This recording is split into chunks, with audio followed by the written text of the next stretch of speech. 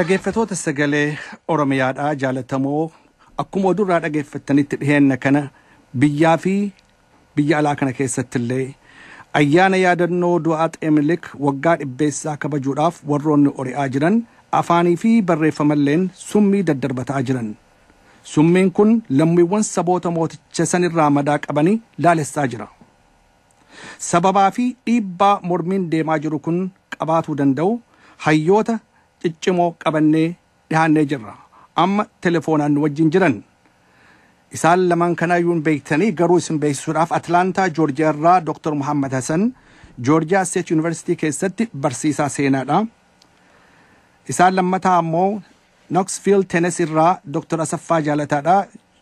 University of Tennessee keessatti barsiisaa Sociology fi akkasumas ogummaa barnoota Global fi Afrikaanaa Studies jedhamu irratti kan barsiisan yoo ta'u isaan lameen kanaayyuu afeerree sagalee Oromiyaatii irraa Sayyid Muhammad Aliitti dubbisuuf jira. Garuu Abdul Jaliilis na wajjin waan tokko gaafatuun kan kennu oolu amma maalitti qophaa'e jira. Maaliif gaafiin dubbiin har'aatuun hedduu jabduudha. Hayyoota Oromoodhaa lameen keessanuyyuu afeerraa yeroo gabaabaa kanatti isinii goone fudhattanii asirratti hirmaatuu keessaniif galatooma. Galanni keessan hin badin egaa uummanni waan baay'isee isin hin beeksifne maaliif sagantaa kanarratti isin haarawaa miti yeroo baay'ee hirmaattanii dhugumatti gaa asirratti wanni jechuun nurra jiru seenaa keessatti namni akkuma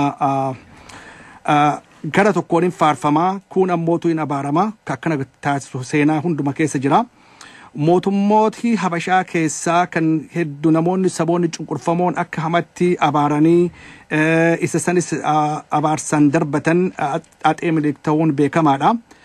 Namoota akkasii keessaa inni sooressi kun mootichi Habashaadha kun yeroo hedduu warra Habashootaa biratti hin faarfamaa saboota cunqurfamoo biratti ammootu hin balaaleffatama. Mee gara amma Dr. Muhammad dura gaafii kana akka naa deebistuun si afeera. Ayyaana yaadannoo Atsee Minilik ka warroonni Amaaraa kabajuudhaaf labsaa jiran kana Oromoon sababaan diduuf ija seenaatiin maali? Akka jarri Habashootaa jedhanitti jibbamaaf immoo haaloo yookaan madaa irraanfatamuu hin qabne tokko jira jettee laalta ija seenaatiin Dr. Muhammad. Galatoomi gaafii tana na gaafachuu fi odooniin gaafii san hin deebifne duratti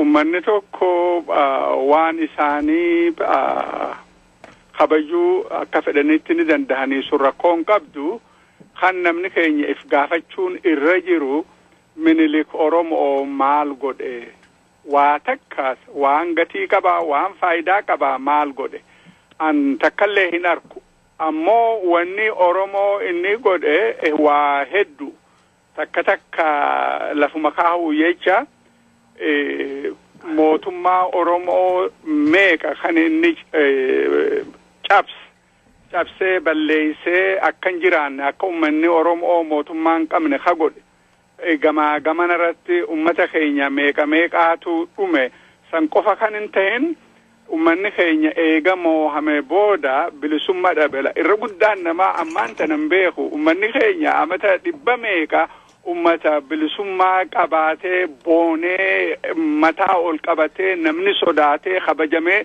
jiraachuu ture. Moohamuun isaanii sun kabajaasan irraa fuute namaa gad goote.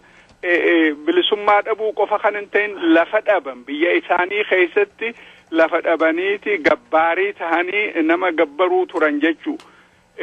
Minilik ummata Oromoo qofaa miti nama hedduu kan miidhe sisteemni inni uume inni personaali kan hin ta'in sisteemni inni dhaabe ammoo cufarraahu ummata keenya akka ummanni keenya gadi galoo namaa gad ummata tuffatamaa ta'u ka godhe namni keenyalleen akka if jibbu gamanarraa ka godhe ummata dur kabajamaa ture ummata dur jayna ture saniitu kana ta'e yoo ummanni kun namticha kana nu godhe kabanya kan jaan taate gaa rakkoo guddaan nurra jira jechuu antanuma qofa antaniin ibsuu barbaadu namni waan tahe baranii kana keessa dabranii namticha kana cufa badii tana cufa ummata keenya irratti fidee guyyaa awwaalcha isaa guyyaa du'a isaa kabanya yoo kan jedhan taate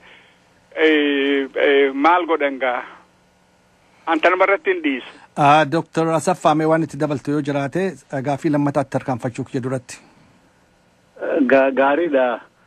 Profeesar Mahammad akka gaariitti karaa seenaa lafa kaa'eera. Ani immoo xiinxala itti dabaluun barbaada xiinxala karama seenaa kanaa karaa soosiyoloojiidhaan xiinxaluu barbaada. Seenaan Itoophiyaa seenaa ol faallessuudha. Fakkeenyaaf seenaa karaa Habashootaa nagaallee Minilikii goota isa guddaa biyya kana uumeef. Attamitti biyya kana uumenne jennee gaafanne duraan dursee Oromoo oggaa 400-500 Habashaan dadhabanii turan Oromoo cabsee akka biyyi Oromiyaa booji'amtu godhe. Keessumaa Habashooti keessumaa warri Amaaraa waan badiisa Oromoo irra ga'e yeroo sana akka gootummaatti ilaalu. Karaa tokko immoo waan Oromoo irra ga'e fudhachuun barbaadan fakkeenyaaf sanyii duguuggaa shororkeessummaa uummata Oromoo lafarraa fixu waan irratti ga'e kana hin amanan hin fudhatan. Yeroo sanatti Oromoon bara duula Minilik Oromoo irratti bane namoota seenaa beekamu baay'een uummata Oromoo miliyoonii 10 irraa akka 5tti gale odeessu.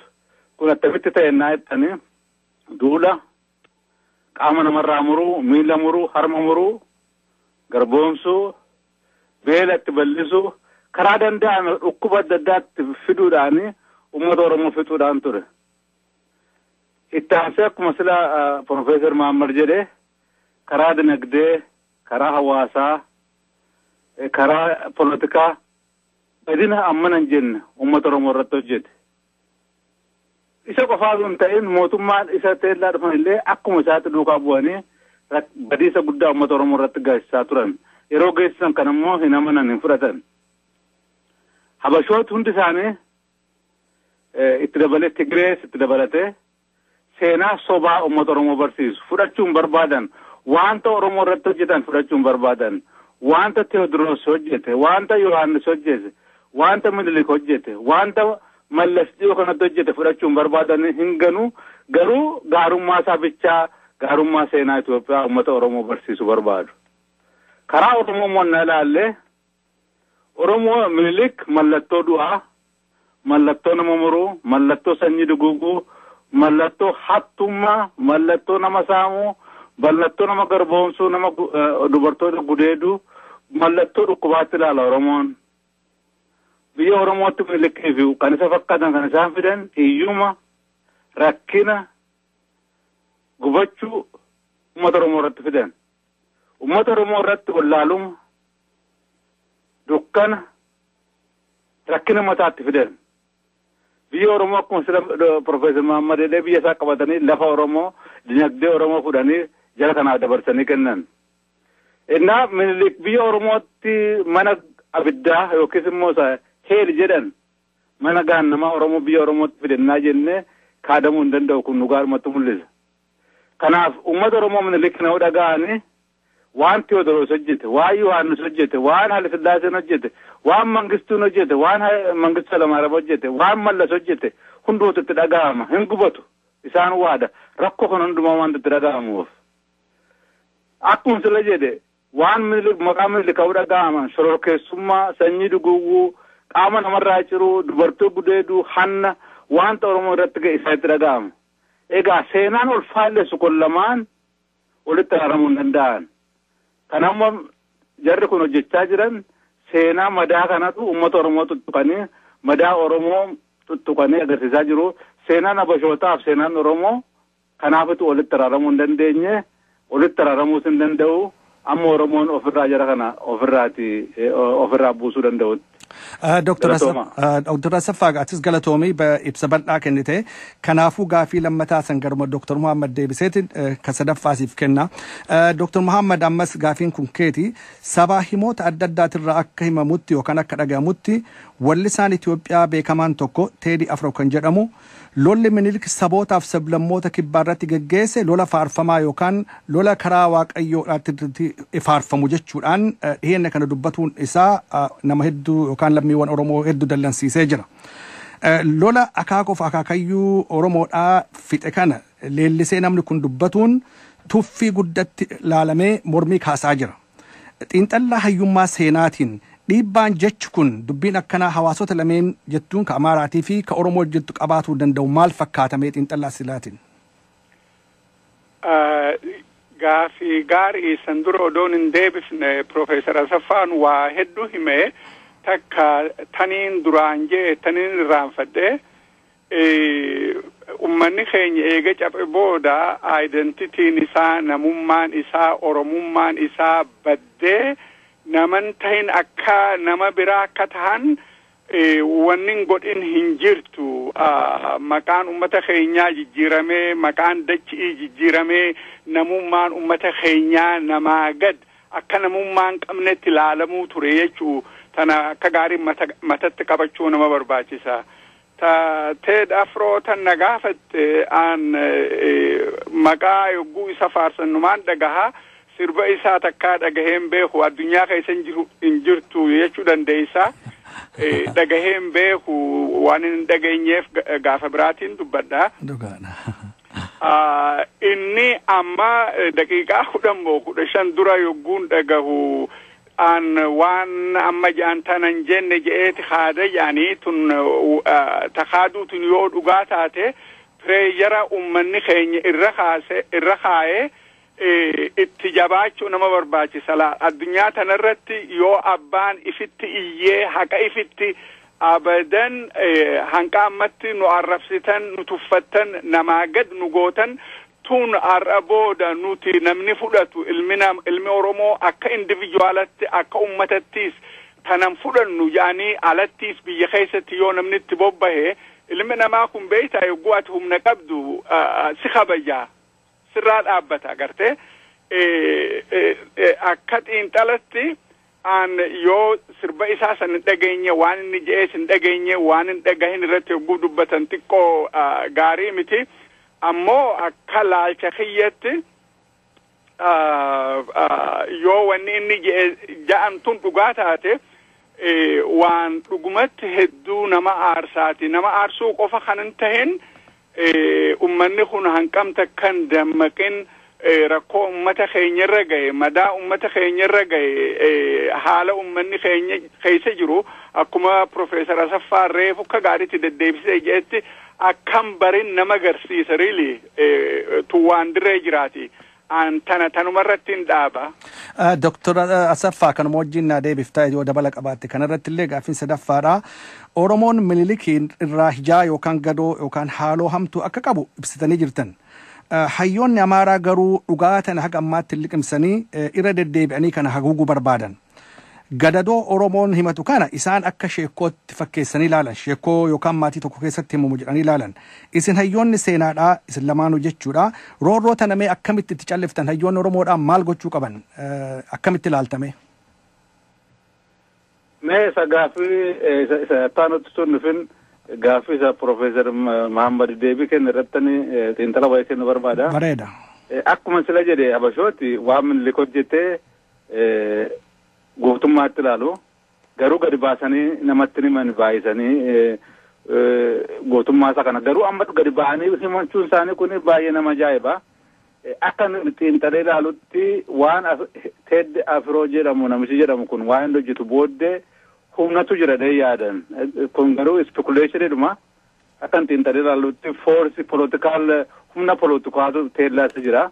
Humni politikaa kun immoo kaminnaa jennee gaafannee yookiin warra reesistoota yookiin immoo warra sanyii Amaarummaa leellisan Amaarota yookiin immoo jaarmaa Tigireellee ta'uu danda'a. Maaliif dubbiin politikaan biyya Habashaa keessaa kun baay'ee akkanitti hojjetu gadi ba'ee miti.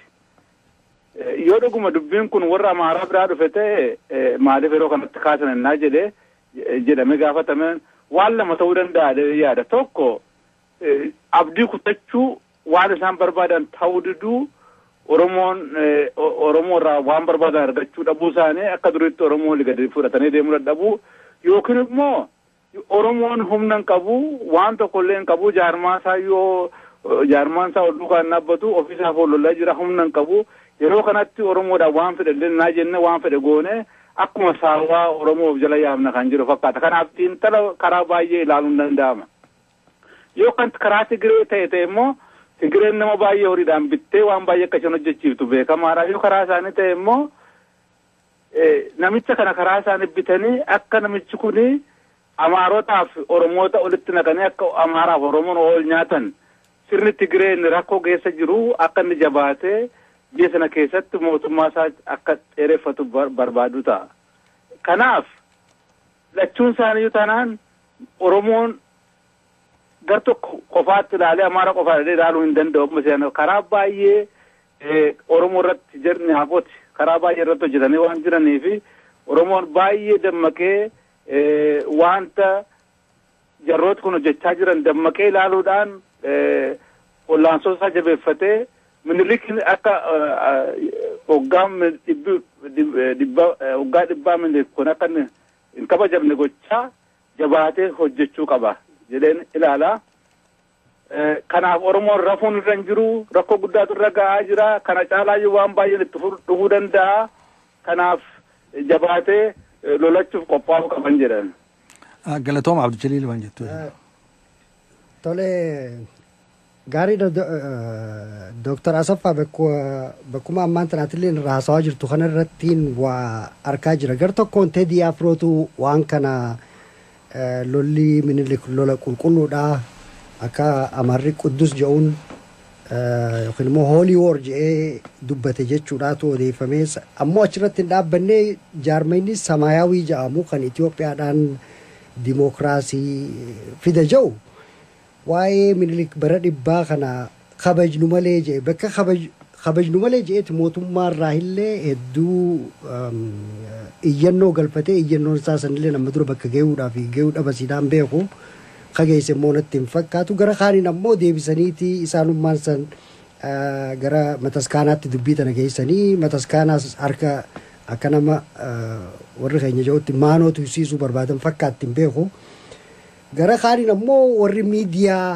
miidiyaan isaanii miidiyaan warra Habashaa hundinuu warra televiziyoonaan biyyatti oduu dabarsu kanallee haa ta'u reediyoonaan biyyatti oduu dabarsu haa ta'u warri sooshaal miidiyaan isaanii hundinuu akka waan afaan tokko ta'anii barri dhibbii Minilik kun guutumatti kabajamuu qaba jedhaniiti laata jarri lamaanuu warri Habashaadhaa Amaaraa fi Tigreelleen bakka tanatti haruma tokkorraa dhufanii laata. Waan hubachuu qabnu Amaarris Tigreenis Minilik biyya kana uumuusaa Oromoo cabsuusaa garaa guutuun fudhatu. Ammallee isuma itti fufaa jiranii har'a mallattoonni Minilik mallattoo Tigrummaadhaan nuti iddoo bu'ee jira. Lachuun isaanii biyya kana eeggachuu barbaadu. Lachuun isaanii Oromoo bituu barbaadu. Kanaaf karaa isaanii danda'ame irri kun lachuu waan irratti olii galan qabu. Waan isaan irratti olii galanii Oromoon humna ta'ee akka hin baane. Oromoon akka abbaa biyyaa hin taane. Oromoon haqa isaa akka hin deeffanne. Karaa lachuuyyuu irratti hojjetu. Waan isaan taaktikii isaaf tooftaa isaan oofantu tokko malee galiin isaanii tokkuma. Kanaaf karaa lachuu taanaan akka gaariitti xiinxalamee hubatamuu qabaa. Haqa Oromoo dabsuu, uummata Oromoo doofummaatti hambisuu, uummata Oromoo saamuu, uummata Oromoo qullaa gochuu, hiyyeessuu lachuun isaanii waan irratti olii galanii fi uummata Oromoo kana dammaqee barachuu qaba. Profeesar Muhammad wanni jettu yoo jiraate kanarratti. Well, Profeesar Asaffaan akka gaariitti lafa kaa'e waallee huyi an akka laalcha kiyyatti lolli qawwee kan Oromoo irratti baname ka dur eegale hanqa ammaatti jira.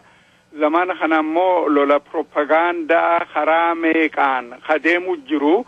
Propagandaan kun takka akkuma Profeesar Asaffaan jedhetti ummata keenya confuse godhu afan faajeessuu jechuu kiyyaa akka if wallaalee daranuu abdii muru godhu wannema isin gootan tun hedduu gaarii propagaandumaan ifirraa deebisan ummanni keenya karaa propagandaanis jabaatee propagandaan kun eessarraa ka'aa purpose isii maal godhuu deemanii nama walafaan naquuf ummata keenya confuse godhuuf moo cufarraahu guddoon takka tan jarri lachuu ummanni habashaa irra wal ta'an yoo Oromoo qabannee lafa isaanii nulleen barbaadanii kan barbaadan lafa Oromiyaa yoo qabanne malee biyya san keessa jiraachuun hin danda'amtu waa takkallee godhuun hin danda'amtu tanaa jecha ummanni keenya haqa ifii harkatu ifiin malee namni tokkollee miti hayni sun akkatti dhufu addunyaa tanarratti yoo humna qabaatan yoo dhaaba qabaatanii jabaatan qofa humni sun dhufuu danda'a karaa kamiin kana horra karaa propagandaatiinis jabaachaa karaa kaaniinis karaa namummaan ummata keenyaa addunyaa irratti mul'attu karaa cufaanuu galgalaa ganama kan abdiin murannee tattaafata godhuu barbaachisa jechuu kiyya gabaabdutti jarri amata dhibbeessaa celebrate goone yoo jaan haa godhatanii ammoo ummanni keenya namni dubbiin galtuuf ha dubbiin galiniif ha afan faajawee sun waan biraati namni dubbiin galtuuf waan akkana kanarratti qooda fudhate jedhee hin yaadu maal gaarabbummaan nu haa barsiisu rakkoo ummata keenyaa ta'arraatis hegereetis propagandaa isaaniitiif meeshaa akkan taane namni eessarraa haati jaanii baaraguu kan hin ta'in aaruu kan hin ta'in akkuma Asaffaan Profeesar Asaffaa reefu jeetti wahalleehuu xiinxalanii eenyu ka baase akkuma inni dhugumatti jeebeeta yoo warruma shoovinistiitu yaada kanaan lafaa ka'etaati yoo warramma biyya bulchuu kanuma galgalaa ganama nama walafaan gara galchee wal nyaachisu keessaahu namni Oromootii fi namni Amaaraa walafaan gara galanii yogguu isaa wal nyaatan isaaniif bilisummaa isaaniif biyya qabatanii jabaatanii jiraachuu ta'a tana cufaahu baruma nama barbaachisa jechuu propagandaa isaaniitiif meeshaa tahuu nama barbaachisu xiinxalanii baranii qabsoo propagandaa taatus tabiraatis karaa danda'an cufaan qabsoo dhaaba jaaratanii dhaabaan if jabeessanii ummata ifii jabeessan cufarrattuu bobbahuu barbaachisaa kanarratti nu dubbachiisuu keessaniif hedduu galatoomaan ja'a. Galatni keessanii badii asirratti ammaan tana Abdul Jaliil tuqee jira. Sabaa himoonni Amaaraa keessattuu amma dhiheenya kana sagaleen raadiyoo Jarman meekaan teediin afroon akka nama tokkootti haalaallu wallisaa waan hubatiin jennee yoo laalle hayyoonni Amaaraa kan jedhaman namoonni piroofeesaroonni akkuma keessanitti yuunivarsiitii adda addaa keessa barsiisan haasoo tokko dhaga'uu keessanillee dhageettan jetteen abdadhaa hin beeku. Obbo Bulchaa Dammaqsaatii fi piroofeesaroonni sun reediyoo Jarman irratti dhihaatanii gaazexeessaan ammoo Voice of German akka nama afraffaatti dhimma mormii san keessa seenuudhaan Oromoon himannaan Minilik irraa qabdu akka sheekootti akka tapha tokko gartee waan mirkanaa'in oduu mirkanaa'in takkatti namoonni sun dubbatanii jiran ka amma teedii afroo mee nama dambiqii hin qabne jennee ilaalla jechuudha akkasumatti halaalamu garuu hayyoonni akkasii sunuu yeroo akkanatti dubbatan waggaa 100 Minilik du'ee waggaa 100 booda kana dubbachuun hayyoota kanaa ifa galaadha. Kana mee isin akkamitti ilaaltan warri kun gartee nama waan tokko lama jedhu miti namni waan baratiin ka jechaa jiru miti qonnaan bulaa miti ka jechaa jiru hayyoota isaaniitu kana dubbataa jira. Kun akkamitti biyya san keessatti akkamitti ilaalama karaa ummatoota jidduutti jiraachuudhaa fi karaa haaloo irraanfatuudhaan yookaan ammoo mootummaa aangoo irra jiru kanarratti akeekkachuurraa gara ammoo gara biraatti nama geessutu deemaa jira. Kana hundamee akkamitti walitti qabdanii ilaaltan Piroofeesar Asaffaa Meetti fudhadhu achirraa Piroofeesar Muhammad itti aani. Akkuma saneelee seenaa akkatti warri habashootaa ilaalanii fi akka nuyi ilaallu adda habashootaa fi warri biyya bitan hundi isaanii amma namicha sadii yookaan du'eetti biyya toshanii biyya ijaaranii gootota Oromoon gaaffii akkasii yoo kaasu tokkummaa warra jibbuu warra gosatti amanuu warra seenaa hin beekne warra wallaalaa warra seenaa biyya lafaa hin beekne jedhanii odeessu habashooti. Habashooti kan isaan godhanii fi biyya isaan dhiiga Oromoo badiisa Oromoo irratti ijaarame kana itti darbanii akka Oromoo balleessaa bitaa ergachaa lafa Oromoo waan Oromoon qabu walbudaa Oromoo waan Oromoon qabu saamanii itti jiraachuu barbaadu.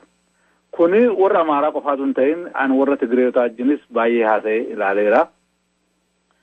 Seenaa akka isaan itti ilaalan seenaa scientific investigation yookiin immoo xiinxala saayinsiidhaan osoo hin ta'in seenaa hawwa mataa isaanii ittiin tarkaanfachiisan, seenaa mootummaa isaanii ittiin jiraachisan, seenaa ittiin uummata Oromoo bitan, seenaa sobaa ofii isaaniifis fudhatanii uummata Oromoo illee fudhachiisuu barbaadu. Kanaaf jarri kun yoomiyuu taanaan uummata Oromoodhaaf gara laafinas hin qabanii, uummata Oromoodhaaf waan gaarii waan hawwanis hin qabanii, amma isaanii danda'ametti uummata Oromoo balleessuu, lafarraa duguuguu, waan inni qaburraa fudhachuu, sobuu, biyya lafaatti sobuu, Oromootti sobuu, kan mootummaa adeemsisu, kan seenaa barreessu, kan seenaa dhugaa himu, Habashota keessatti amma irratti baay'ee yartuudha. Hin jiran jechuu danda'ama. Kanaaf wanta nama ajaa'ibu miti. Dhuguma waan reediyoon Jarmanii afaan Amaaraadhaan dubbatu sun dhaggeeffadhee baay'ee nama iyyuu ajaa'ibu. Kana caalaa dhaga'aa turre yeroo mana barumsaatti nu barsiisaa turanis kitaaba isaanii yoo dubbifnus Habashoota hundumti isaanii iddooma tokkotti baratanii yaaduma tokkoon ol duukaa deemu kan jedhu sitti fida. Kanaaf warri cunqurfaman keessaa bitanis fakkeenyaaf namichi tokko karaa Atlaantaa dubbatu kun uummata cunqurfamaa keessaa ba'ee innillee jibbanni Oromoodhaaf agarsiisa. Interviewun sun kan inni agarsiisu kana. Kanaaf Habashootarraati dhuguma dhugaan eeggadha dhugaan barra kan jedhu baay'ee nama rakkisa arguun hin danda'amu. Nama baay'ee jinaasa'ee tokko lamallee hin argamaa kan jedhu anama ammaatti arguu hin dandeenye. Kanaafituu yeroo baay'ee yeroo Oromoon jara kana wajjin firoomnee demokraasii gochisiisnaa jara kana wajjin waa hojjennaa jedhanii anaaf kan inni naan liqinfamnee fi jarri kun eenyu tokko Oromoo mataa qabu tokko Oromoo beeku tokko arginaan ajjeesuurraan deebi'anii Oromoo balleessuu barbaadu. Kanaaf uummata Oromoo kana barate utuu of hin gowwoomsin hojii kana irratti bobba'uu qabu. Sila waa gaaffii silaa keessaa tokko kan kaaftanii waa'ee waan ammatti jiramu kun maaliif akka ta'u tokko kaaftanii turtanii Oromoon maal gochuu qaba kan jedhu. Dhugaatti Oromoon yeroo baay'ee kan irratti balleessinu symptoms irratti balleessina. Symptoms jechuun wanta hundeen isaan beekaman jechuudha. Fakkeenyaaf amma waa'een Ted Afroo kun Minilikiin celebrate goona yookiis immoo ayyaanessina hoo jedhanii baay'ee symptomsidha kun. Har'a waan Minilik waggaa 100 dura hojjetetu uummata Oromoo irratti deemaa jira. Kana gargar baafnee ilaaluu hin dandeenyu. Har'a uummata Oromoo sanyiinsaa lafarraa duguugamaa, lafisaa irraa fudhatamaa, lafarraa quncaafamaa, biyya ari'amaa, ijoolleensaa ajjeefamaa, saamamaa, mana barumsaa dhowwatamaa, biyya Oromiyaa jedhamu maqaa qofaadhaan jiraattee keessi isaa xuuxamee badaa jira. Waan Minilik kaleessa hojjechaa ture har'a Mallasii fi warri isa jala deeman hojjechaa jiru. Kanaaf uummata Oromoo isa kaleessaa qofaa ilaaluutu hin ta'in seenaa qofaatu hin ta'in har'a maaltu adeemaa jira. Innarraa kun isa kaleessaarraa attamitti adda ta'a. Attamitti kana jalaa baana jedhee halkanii guyyaa itti yaadee hojiirra bobba'uu qaba. Keessumaa sabboontota Oromoo keessa deebi'anii xiinxaluudhaan ilaaluudhaan wanta bara waggaa 20 waggaa 30 darban kana keessa xiinxalanii ilaaluudhaan keessa deebi'anii ofii isaan ilaalcha isaanii yaada isaanii fooyyessuudhaan jaarmota Oromoo civic institutions jaarmaa politikaa Oromoo deebisanii ijaaruudhaan uummata tokko ta'anii dura dhaabbatanii ofii isaanii oolchuu hin danda'an taanaan wanta baay'eetu Oromoodhaaf teellaan deemaa jira. Uummata Oromoo kana baratee of oolchuu barbaade. Rakkina guddaa itti deemaa jirurraa of oolchuu barbaade of ijaaree akka uummataatti harka ol qabatee tocho'uudhaan jaarmaadhaa fi ilaalcha bishinaa ilaalcha saayintifikii ta'een hulluka gurmaa'ee Oromummaa deebisee ijaaruudhaan hulluka tocho'ee yoo of qopheessuu baatee rakkoo guddaatu isarra gahaa isa kaleessaa waa'ee Minilik qofaa ta'uu osoo hin ta'in Minilik haaraatu baay'atee jira. Minilik haaraa amma itti dhufaa jiran irraati of eeggachuudhaaf jabinaan hojjechuu qaba jedheen yaada koo kenna. Dr. Professor Muhammad. akka gaaritti lafa kaahame taniin itti da'uu barbaadu interview sanilleen dhageenye nama dubbate immoo dhagahe akkuma Profeesar Asaffaan jedhetti nama jibbansa Oromoo qabu laal namni habashaa hawaabare khabiraatis hawaabare cuftunuhu haqa namaa beeka jechuu miti ilmaahu rakkoo guddaa hafidu hawaabare beeyta tanaafi isaan nama Oromoo hawaabare akka diinatti wanni laalaniif ummata dammaysan jedhaniiti namni isaanii hawaabare karaa kamiin propagandaan ummata keenya addaan facaasuun if jibbisiisanii wanta godhani tanaa jecha namni isaanii hawaabare propagandaa yoo nurratti kan oofan taate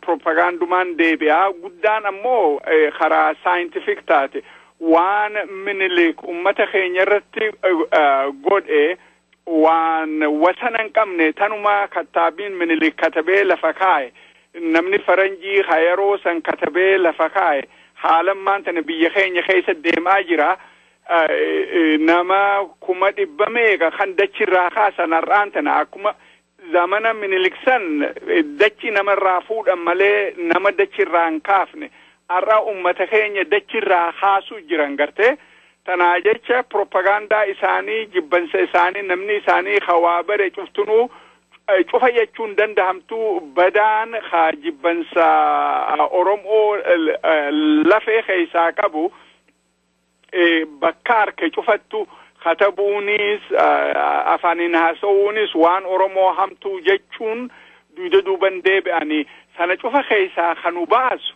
namni keenya dammaqee yoo jabaate qofa namni keenya yoo dammaqee akkuma reefu jeetti namni ummanni tokko yoo dammaqee if gummeessee kanamatti yaadu eegale akka individualities if kabajanii mataa ol qabatanii yoo deemuu eegalan namni si kabaja abbaatu if kabaja ummanni keenya if kabachiisuu akka namni nama kabaju godhuu danda'u nu barbaachisa gama keenyaan nu arrabsan jennee arraba isaaniitiin baaraguu kan hin tahin namummaa keenya nam tokko gad akkan jirre haruma tokkottu mata'anis karaa beekumaanis haruma tokkollee ummanni keenya ummata tokkollee gad akkan jirre garsiisuu nama barbaachisa jechuu jabaachuu nama barbaachisa afaan tokkoon hanqa danda'anitti isinis jabaadhaan isiniin ja'a tanuma irratti hin dhaaba. Hayyee amma gara xumuruu irratti jirra sa'aatiin keenyas deemaa jira asirratti isin lameenuu Profeesoroonni kiyya galatoomaati mee wanni dabaltan kanarratti maali gara tokkummaatiin Oromoon cimee propagandaa isaa yookaan ammoo olola isaan oofan kanaaf jilbiinfachuu dhabee ka'uun namarra jira keessattuu amma ilaalcha guddaan amma mootummaa haala amma deemaa jiru ka baqattoonni biyya adda addaatti rakkataa jiran ka Oromoon lafarraa buqqa'insaa ka ammoo saboonni ollaa jiranii fi saboonni Oromoo sabni biraa walirratti ka'eeti walirratti duuluu lafarraa wal buqqisuu kunis haala hamaadha kanaafuu akka Oromoon diina guddaa san hin irraanfanne yaada ammaa kanaan olola deemu kanaan akka hin irraanfanne gorsa kennita yoo jiraate hiree isinii kennaa Dr. Profeesar Asaffaa ati dura aanii achi booda immoo Profeesar Muhammad wal duraa duubaan akka naa deebiftan kanatti gorsuma jechuudha kun. Gorsa ni kennu uummata Oromoo keessumaati sabboontoti warri dammaqan aktivistooti dirqama guddaatu irra jira dirqama kun dhugaa baruu dhugaa baruun kun yaada beekumsa saayinsiidha saayinsii dhugaa irratti hundaa'een aadaa Oromoo hubachuu seenaa Oromoo hubachuu eenyummaa Oromoo hubachuu Oromummaa ijaaruu tokkummaa Oromoo ijaaruu Oromoo keessatti civic institution jaarmota uummataa jabeessuu warra uummata Oromoo talbaajessanii karaarraa jallisan hundumaa saaxila baasanii uummata Oromoo keessaa baasuu karaa fedhan hadhufanii Amaara fakkaatanii hadhufanii Oromoo fakkaatanii hadhufanii Tigree fakkaatanii hadhufanii Oromoo Doofaa fakkaatanii hadhufanii warra akkasii kana xiinxalanii biruudhaan Oromoo kan dur humna godhe tokkummaa isaati humna godhe sirna gadaa sirna siiqee keessatti humna cimaa ta'e oggaa 500 ol akka uummata cimaa tokkotti ol duukaa tochee kan humna isa godhe tokkummaa qabaachuudhaa fi sirna demokraataa sirna haqaa sirna tokkummaa qabaachuu isaati. Kanaaf uummata Oromoo sirna haqaa abbootiin keenya lafa kaa'anii darban sirna haqaa sirna gadaa sirna siiqqee biyya lafaa civilization biyya lafaa keessatti kan kana caalu kan hin argamne yaada kanaan of qaruudhaan of hubachuudhaan akka sira Profeesar Mahammad jedhe Oromoo namni caalu akka hin jirre hubanne Oromoon nama biraan olis miti nama biraanis gadi miti bilisa baasuu danda'a humna ta'uu danda'a jenne ofitti amanuudhaan hojiitti bobba'uun dura jira. Afaan qofaan hin ga'u nama hundumtuu hojiitti bobba'uu qaba. Akka keessan lamaan waan isin Minnesotaa keessatti hojjettan biyya Oromoo hundumaa dammaqsuudhaaf carraa tattaafata isin gootan baay'ee nama boonsaa. Oromoon hundumtuu hojii akkasii hojjechuudhaan waan isarraa danda'amu waan humni isaa danda'u hojjetee uummata isaa bilisa jalaa beela jalaa dhukkuba jalaa wallaaluma jalaa baqattummaa jalaa baasuudhaaf hojjechuun dirqama seenaati, dirqama Oromummaati, dirqama lammummaati, dirqama namummaati jedheen yaada koo kenna. Profeesar Muhammad. Hedduutu jedhame angabaabdutti wanni niin jiru namni keenya yoo raadiyoon irratti ka'anii nama arrabsan yoo waa katabanii nama arrabsan yoo wahuma ja'an dura madditiisii sun maali wanni tun ammaan tana kaateef attention nama daayiverti godhuuf nama wal nyaachisuuf namni keenya if dagatee karaa biraa akka deemu tana yoggayyuu baruu nama barbaachisaa namni aareetuma dutee waan harkaa qabu cufa gadhiisee tabirarratti kan deemne namni tokko yoo nama arrabse namtichi kun maali ni bitame maali eessarraa kaate jibbinsi kun kana baruu nama barbaachisa jechuu guddoon takkagaa ummata keenya amata 100 ol arrabsanii jiran ammallee arraba sanittuma jiran karaa dandahaniin gidee takka dhoysatti kataballeen numa godhanii tana cufa jalaa kanu baasu ummanni keenya kabajamee akka ummatatti jiraachuu ka danda'u yogguu humna horre qofa karaa kamiin humna horre yoo humna qabaachuu baatan addunyaa tanarratti tana irra guddaan nama keenyaa kan hin galin namni ilmi namaa naman kabaju yoo ati if kabajjee jabaatte malee jabaan ni kabajama laafaan ni tuffatama ummanni keenya laafaa tanaafi namuu nu tuffata tana keessaa bahuuf karuma if jabeessinuun karaa cufaan karaa barnootaatiin karaa qabeenyaatiin karaa tokkummaatiin karaa dhaabaatiin karaa kamiin if jabeessina jedhanii namni keenya gamaa gamanirraa wal gaafachuu barbaachisa jechuu baaraguu kan hin ta'in laal gabaabdutti diinni keenya kan barbaadu namni keenya riilii yoo addutee akka loon